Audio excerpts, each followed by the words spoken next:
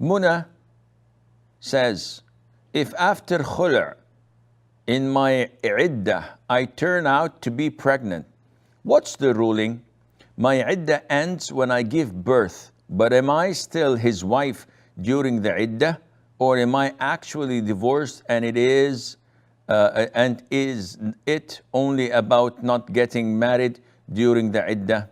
Why is it not allowed to marry during the pregnancy? We know that when a man and a woman decide to separate, this is either done by choice, when the man himself divorces his wife by saying, Anti taliq, you're divorced or we're divorced, or by the woman filing for khula', and she compensates her husband by returning his dowry or parts of it, and in exchange for that financial compensation, he agrees for khula' and they separate.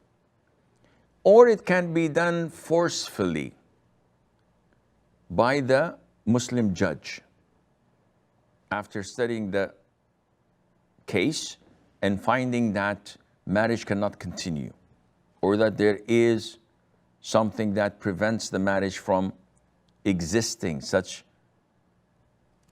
in the case of one of the spouses rejects Islam and becomes an apostate. In khula', what happens is that there is a mutual agreement, usually. In some cases, the judge enforces such a process where the wife says she wants to bail out. She doesn't want to stay in this marriage. And she has her reasons. If verified and legit, and the husband does not want to, the judge forces him to. And if the husband is okay with that, and he decides to settle by accepting his dowry back or part of it, any financial contribution, in this case, the separation takes place.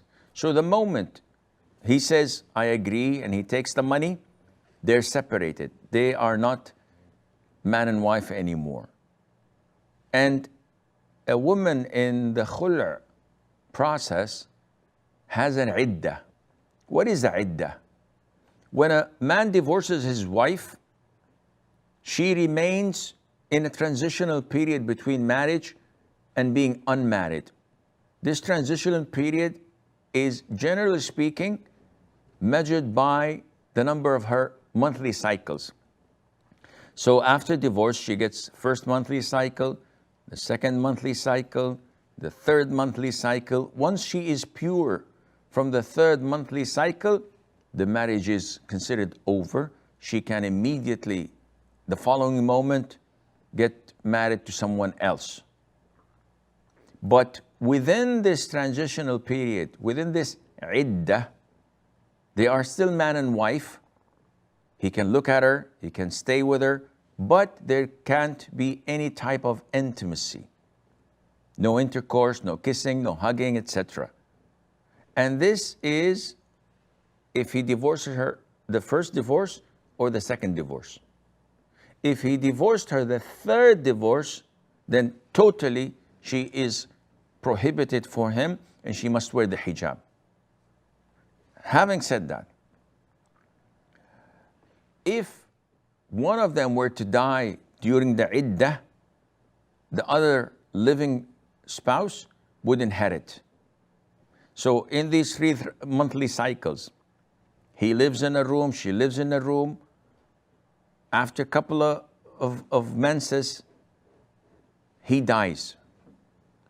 She inherits her husband, and her iddah is increased into 4 months and 10 days. The iddah of a widow. Though she hates his guts, she separated from him, she just wanted out, yet she is still considered his wife. Likewise, if she dies. though he divorced her, but she was still in the iddah period.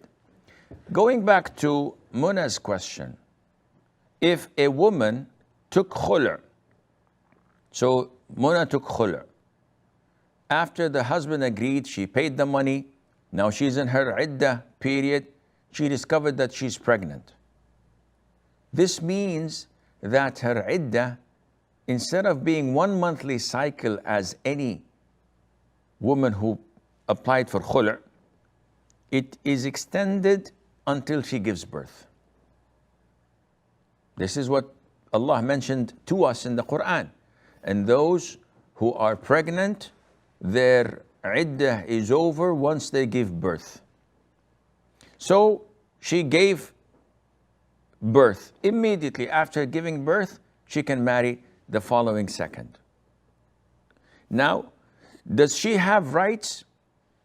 Any woman who files for khula and is granted it, she has no rights over her husband. He is not to provide a living quarters for her, nor pay for her maintenance. But because she's pregnant, he is forced to provide her with a place to stay and to provide her with her maintenance that is sufficient for her and her pregnancy, because this is his son, this is his child, and he's responsible for catering for her well-being. And this goes on until she gives birth. But they are no longer man and wife in the sense that she applied for khula. So there is no possibility of reconciliation like any divorced woman. Rather, she has to wear the hijab. She must not be in the same house with him in seclusion like a divorced woman. No, she has to move out or he moves out. And there has to be no communication between them, and Allah Azza wa Jal knows best.